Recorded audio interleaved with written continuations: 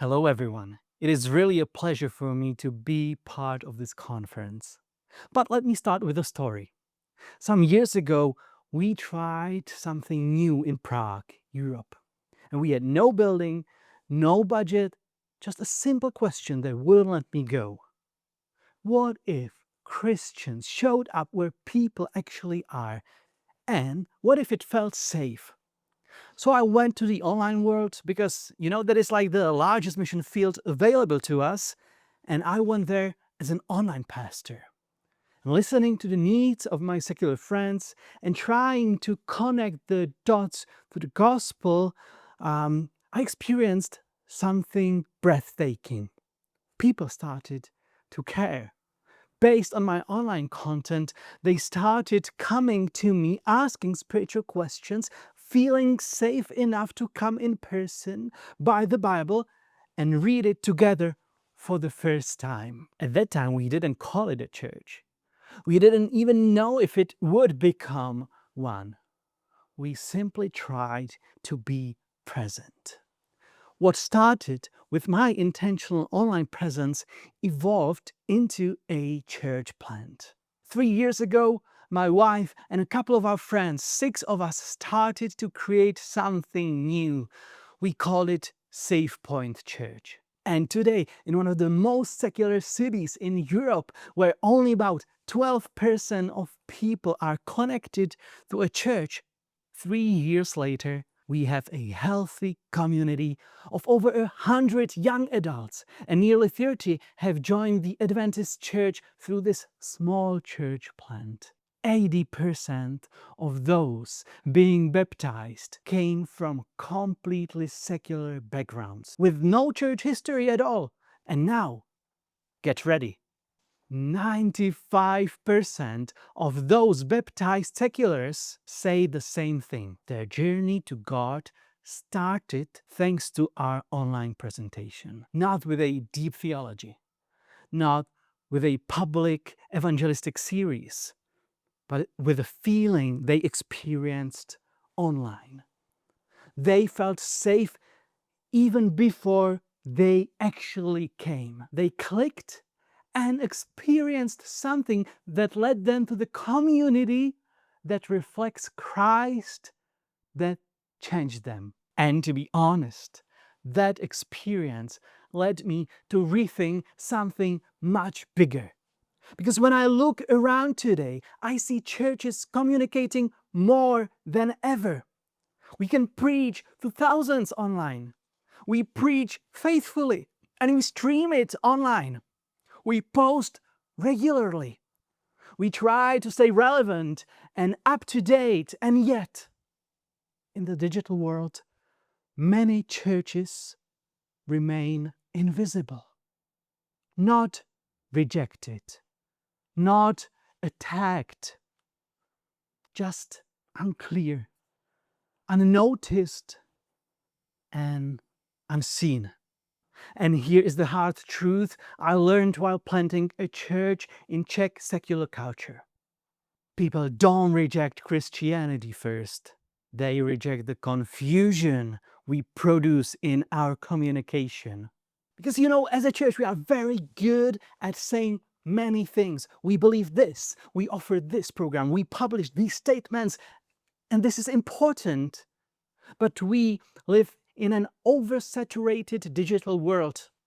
Everyone talks, everyone posts, everyone tries to get your attention. It's chaos. And it creates anxiety in us. There are so many options everywhere. So we freeze. The human brain does not reward complexity, it rewards clarity. So if we want to be heard in this online madness, we need to be clear in what we communicate. Marketing research calls this ness. It is the easy uniqueness of your community that can attract people to Christ because it can stand out among so many other options. So people can experience something unique through your intentionally simple communication. It is not about being original or trendy. because trends are changing all the time. It is about being coherent. So what I mean by this ness in practice, let me make it very simple. Ness is the felt atmosphere people immediately recognize. Even if they cannot name it, it is not something you explain, it is something you sense. Just think about places or brands you already know.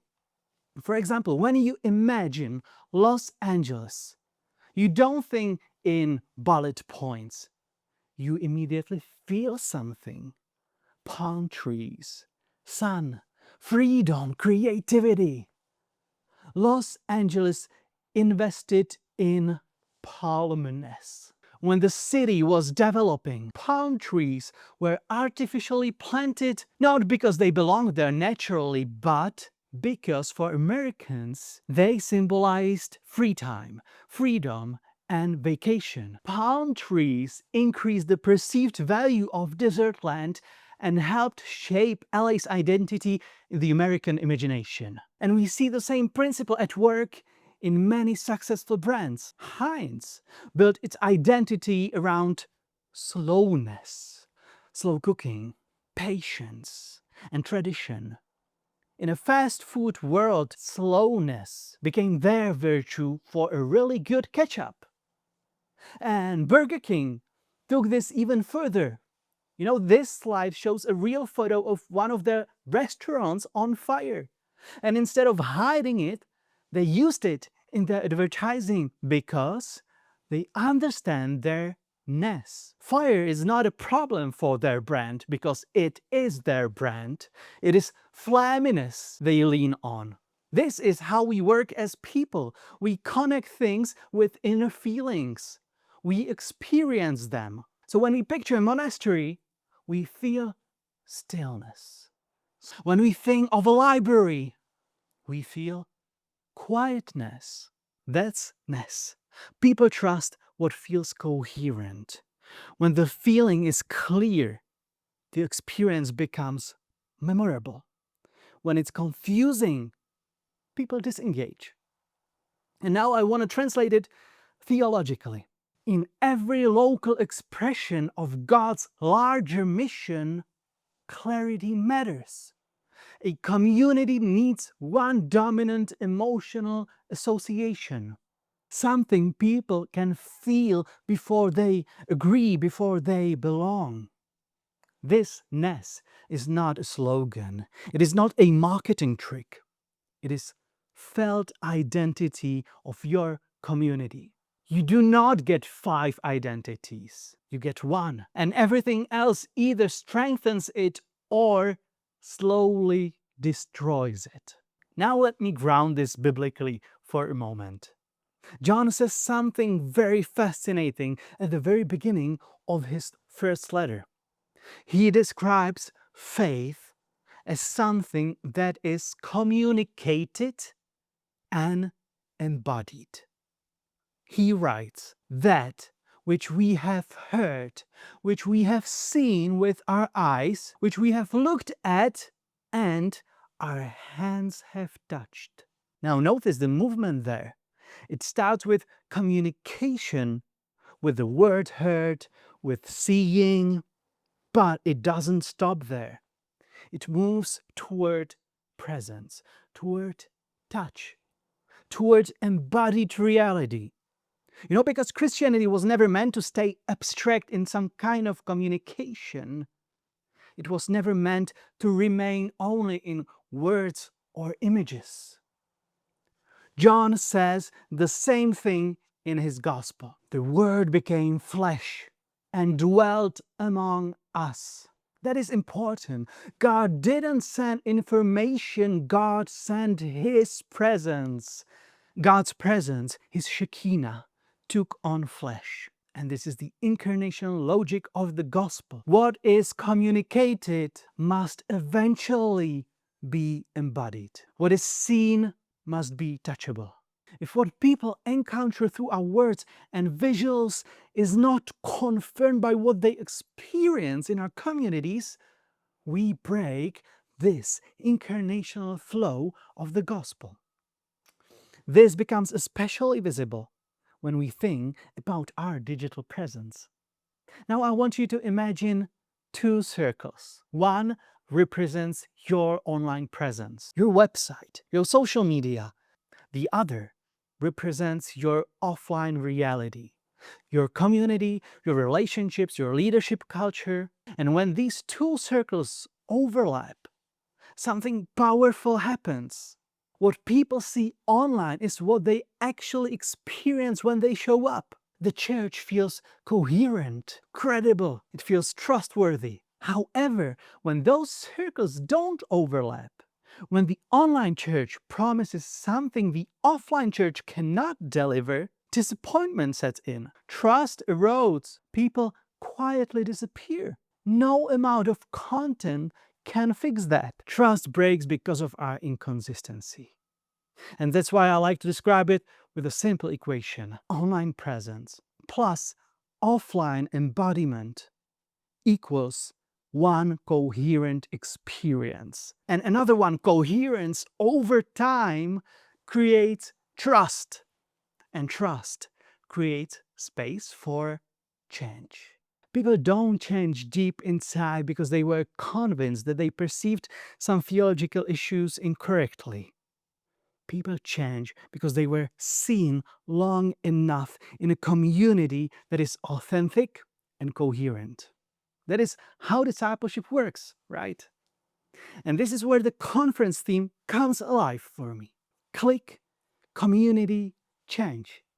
A click is intentional engagement. People click when something feels human, legible, non-threatening. Community is where the online promise is tested. If your online presence communicates grace, but your community feels judgmental, trust collapses. They can read online, "Come as you are," and experience in person, "And we will change you." Trust collapses. If your online presence communicates authenticity, but your leaders perform, again, trust collapses. And trust is something that our societies often miss the most. When trust collapses, encountering Christ and His grace that may change them, all of it becomes impossible. Because real change doesn't come from persuasion. It comes from a sustained relational space where God's grace can actually work. At SafePoint, our community has one clear felt identity, one clearness. Safeness. We create a space where doubt doesn't disqualify you, where wounds are not rushed, and where faith is relational rather than performative. When we post online, we communicate this feeling through our visuals and content. And our three values, authenticity, faith, and respect, underpin the main experience of safeness. Our name, SafePoint, clearly serves this purpose, and it leads to dozens and dozens of converted people healed from alcoholism, from self-destructive thoughts. God moves. God moves not because we explain better, but because we stay faithful to who God called us to be, being aware of our ness and building on it. So let me end with one simple question, especially for those of you who lead and who preach. You were trained to preach sermons. But in a post-Christian digital world, people encounter experience long before theology. So the question is no longer only what do you want to say to them? The deeper question is this: what do you want people to feel within the first 30 seconds they encounter you? Because that feeling is already shaping whether they will ever listen and what they will remember. Mission in highly secularized countries doesn't begin with answers. It begins with a clear, intentional presence.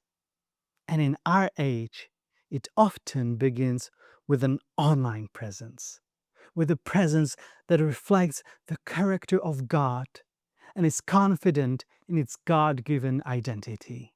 What has God called you for? What has He equipped you with? It has always been about being faithful and being aware of God's plan in His mission. God bless you, my friends.